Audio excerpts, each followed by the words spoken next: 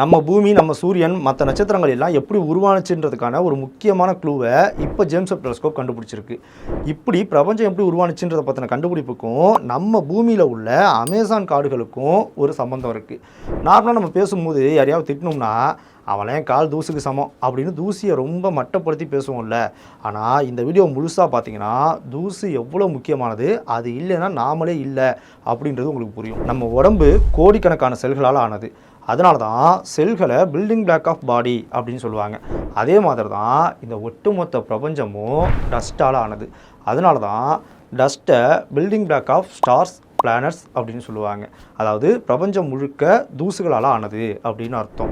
ஒரு காலத்தில் ஆரம்ப காலத்து யூனிவர்ஸ் முழுக்க தூசுகளாலவே நிறைஞ்சிருந்திருக்கும். இந்த தூசுகள் எல்லாம் ஒன்றா சேர்ந்து தான் ஸ்டார்ஸாகவும் பிளானட்ஸாகவும் உருவாயிருக்கும் அப்படின்னு சயின்டிஸ்ட் சொன்னாங்க. இதுக்கு அவங்க நிறைய ஆதாரங்களை கண்டுபிடிச்சாங்க. அதில் ஒரு முக்கியமான ஆதாரம் தான் சூப்பர்னோவா. சூப்பர்னோவான்றது நம்ம சூரியனை விட சைஸில் பெரிய ஒரு நட்சத்திரம். அதோட ஆயுட்காலம் முடிஞ்சு அதோட எரிபொருள்லாம் தீர்ந்து வெடித்து செதறது. அப்படி அது வெடித்து செதறும் போது அதுக்குள்ளேருந்து நிறைய வாயு வடிவிலான தூசுகள் அதை விட்டு விலகி அப்படியே போய்கிட்டே இருக்கும். அதை விட்டு விலகி போக ஒரு கட்டத்தில் குளிர ஆரம்பிக்கும். குளிர்ந்து தூசியாக மாற ஆரம்பிக்கும். அது இவ்வளோ தூரம் தள்ளி போகும்போது அது கூடவே நிறைய எசென்ஷியல் பார்ட்டிகிள்ஸையும் எடுத்துக்கிட்டே தான் போகும். அது வெடித்த இடத்த விட்டு தூரமாக போய் எங்கேயோ ஒரு இடத்துல ஒன்றா சேர்ந்து சுழன்று ஒரு கட்டி ஒரு பொருளாக மாறும். அதுதான் காலப்போக்கில் ஒரு கோளாவோ இல்லை இன்னும் அது பெருசாகி அதுக்குள்ளே அழுத்தம் அதிகரித்து ஒரு ஸ்டாராவோ மாறுறது. இப்படி தான் இந்த ஒட்டுமொத்த பிரபஞ்சத்தில் உள்ள எல்லா பொருட்களுமே உருவாகியிருக்கும் அப்படின்னு சயின்டிஸ்ட் சொல்கிறாங்க. இதை இன்னும் தெளிவாக சொல்கிறேன். இப்போ இந்த ஃபோட்டோவில் நீங்கள் பார்த்துட்டு இருக்கிறது 1987 என்ற ஒரு சூப்பர்னோவா வெடிப்பு. 1987 கண்டுபிடிச்சாங்கன்றதுனால தான் இதுக்கு இப்படி பேர் வச்சிருக்காங்க. இப்போ இந்த ஃபோட்டோலேயே நீங்கள் தெளிவாக பார்த்தீங்கன்னா தெரியும், சூப்பர்னோவா வெடிச்சது அந்த மையத்தில். அதை சுற்றி நிறைய தூசுகள் பரவி போயிட்டு இருக்கு அப்படின்றது தெரியும். இப்போது இந்த ஃபோட்டோவில் பார்த்ததை விட இப்போ ஜேம்ஸ் வெப் டெலஸ்கோப்பை பயன்படுத்தி எடுக்கப்பட்ட வேறு 2 சூப்பர்னோவா வெடிப்பில் அது இன்னும் தெளிவாக அதுலேருந்து எவ்வளவு தூசுகள் விலகி போயிட்டு இருக்கு அப்படின்றது படம் பிடிக்கப்பட்டிருக்கு. இந்த ஃபோட்டோ யூஎஸோட கிட்பீக் நேஷனல் அப்சர்வேட்டரின்ற அப்சர்வேட்டரியோட தரைவழி டெலஸ்கோப்பை பயன்படுத்தி எடுக்கப்பட்ட NGC 6946 அப்படின்ற ஒரு ஸ்பைரல் வடிவ கேலக்சியோட ஃபோட்டோ. இந்த கேலக்சிக்கு ஃபயர்வொர்க் கேலக்சி அப்படின்னு இன்னொரு பேரும் இருக்குது. இதை ஏன் அப்படி சொல்கிறாங்கன்னா, மற்ற கேலக்சிஸோடு ஒப்பிடும்போது இந்த கேலக்சியில் ரொம்ப குறைவான காலகட்டத்துக்குள்ள அதிகமான சூப்பர்னோவா வெடிப்புகள் நடந்திருக்கு அப்படின்றனால தான் இதுக்கு ஃபயர்வொர்க்ஸ் கேலக்சி அப்படின்னு பேர் வச்சிருக்காங்க. எந்த அளவுக்கு அதிகமாக நடந்திருக்குன்னா 20ஆம் நூற்றாண்டிலிருந்து 21ஆம் நூற்றாண்டோட ஆரம்பத்துக்குள்ள 10 சூப்பர்னோவா வெடிப்புகளை இந்த கேலக்சியில் கண்டுபிடிச்சிருக்காங்க. அதனால தான் இதுக்கு இந்த மாதிரி பேர் வச்சிருக்காங்க. இது எந்த அளவுக்கு அதிகம்னா, நம்ம மில்கிவே கேலக்சி இருக்கு இல்லையா, அதோட ஒப்பிடும்போது இந்த ஸ்பைரல் வே கேலக்சியில் ஸ்டார்ஸ் ரொம்ப கம்மி. இதை விட நம்ம மில்கிவே கேலக்சியில் 2 மடங்கு ஸ்டார்ஸ் அதிகம். அப்படி இருந்துமே மில்கிவே கேலக்சியோட ஒப்பிடும்போது அதை விட ரொம்ப அதிகமான சூப்பர்னோவா வெடிப்புகள் இதில் நிகழ்து. அதனால தான் இதுக்கு ஃபயர்வொர்க்ஸ் கேலக்சி அப்படின்னு பேர் வச்சிருக்காங்க. இந்த மொத்த கேலக்சியோட ஃபோட்டோவில் இந்த 2 இடத்துல மட்டும் மார்க் பண்ணியிருக்கல, இதுதான் இப்போ ஜேம்ஸ் வெப் டெலஸ்கோப்பை பயன்படுத்தி ரொம்ப நெருக்கத்தில் எடுக்கப்பட்ட 2 சூப்பர்னோவா வெடிப்புகள். இதில் ஒன்றுத்துக்கு 2004 ET அப்படின்னும் இன்னொன்றுத்துக்கு 2017 EAW அப்படின்னும் பேர். இது ஏன் இப்படி பேர் வச்சுருக்காங்கன்னா, 2004 இந்த வெடிப்பை நம்ம முதல்ல கண்டுபிடிச்சோம் அப்படின்றதுனால இதுக்கு 2004 ETனும், 2017 இந்த வெடிப்பை நம்ம முதல்ல கண்டுபிடிச்சோம் அப்படின்றதுனால இதுக்கு 2017 EAW அப்படின்னு பேர் வச்சுருக்காங்க. இந்த 2 சூப்பர்னோவாவும் நம்ம பூமியிலேருந்து கிட்டத்தட்ட 2.2 கோடி ஒளியாண்டுகள் தூரம் தள்ளி இருக்குது. அதனால தான் இதை இவ்வளோ நெருக்கத்தில் இந்த அளவுக்கு தெளிவாக படம் முடிச்சு காட்டுறதுக்கு ஜேம்ஸ் வெப் டெலஸ்கோப் மாதிரியான ஹை லெவல் டெக்னாலஜி கொண்ட ஒரு டெலஸ்கோப்போட மிட் இன்ஃப்ராரெட் இன்ஸ்ட்ருமெண்ட் தேவைப்பட்டிருக்கு. இந்த 2 புகைப்படத்துலையும் இது வெடிச்சு செதறும் போது நிறைய தூசுகள் அதை சுற்றி வெளியாகிறத நம்மளால் தெளிவாக பார்க்க முடியும். அதுலேயும் குறிப்பாக இந்த 2004 ET அப்படின்ற இந்த ஒரு ஃபோட்டோவில் இந்த சூப்பர்னோவா வெடிப்பில் ரொம்ப அதிகமான தூசு டஸ்ட்டு அதை விட்டு நிறைய அப்படியே விலகி தள்ளி போகிறத நம்மளால் பார்க்க முடியும். இது எந்த அளவுக்கு அதிகம்னு சொல்கிறாங்கன்னா, நம்ம பூமியோட மாசை விட 5000 எர்த் மாஸ் அதிகமாக கொண்ட ஒரு டஸ்ட் இங்கே இருக்குது அப்படின்றத இப்போ விஞ்ஞானிகள் கண்டுபிடிச்சிருக்காங்க.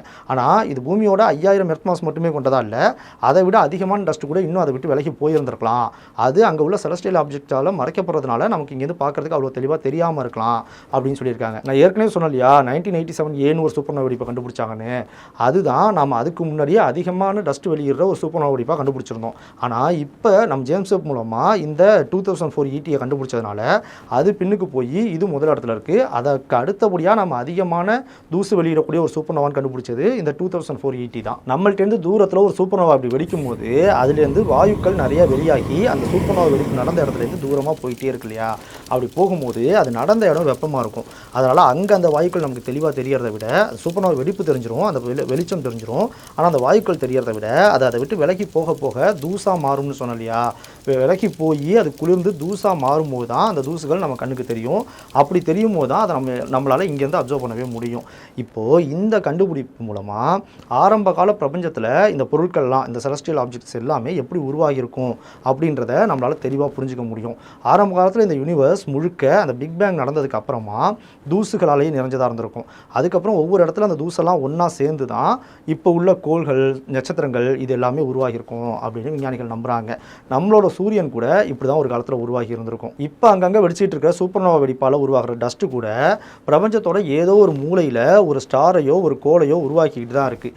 இப்படி நம்ம கண்ணுக்கு தெரியாத ஏதோ ஒரு தூரத்தில் நடக்கக்கூடிய ஒரு விஷயத்தை பற்றி சொல்கிறதுனால இதுக்கெல்லாம் சாத்தியமே இல்லை. அது எப்படி எங்கேயோ வடிக்கிற ஒரு தூசு போயிட்டு ஒரு நட்சத்திரத்தை ஒரு கோலெல்லாம் உருவாக்க முடியும் அப்படின்னு உங்களுக்கு தோணும். அதனால தான் நம்ம பூமியிலே இப்படி ஒரு நிகழ்வு நடந்துகிட்டு இருக்குது. அதை சொன்னோன்னா உங்களுக்கு இந்த விஷயத்தை அதோட பொருத்தி பார்த்து புரிஞ்சுக்கிறது கொஞ்சம் சுலபமாக இருக்கும். நம்ம பூமியில் சஹாரா பாலைவனம்னு ஆப்பிரிக்காவில் ஒன்று இருக்குது. இந்த சஹாரா பாலைவனத்துலேருந்து எழுதுகிற தூசுகள் அங்கேருந்து 4828 கிலோமீட்டர் தள்ளி இருக்கிற அமேசான் மழைக்காடுகளில் போய் விழுது. அப்படி விழும்போது அது இந்த சஹாரா பாலைவனத்தில் உள்ள நிறைய நியூட்ரியன்ஸ் எல்லாம் அது கூடவே எடுத்துக்கிட்டு போகுது. அது போய் அமேசான் மழைக்காட்டில் விழுந்து அது மூலமாக அந்த சத்துக்களை அப்படியே அந்த தாவரங்கள் கொடுக்குது. அந்த சத்துக்களை எடுத்துக்கிட்டு தான் அங்கே உள்ள தாவரங்கள் செழித்து வளருது அப்படின்றத விஞ்ஞானிகள் கண்டுபிடிச்சிருக்காங்க.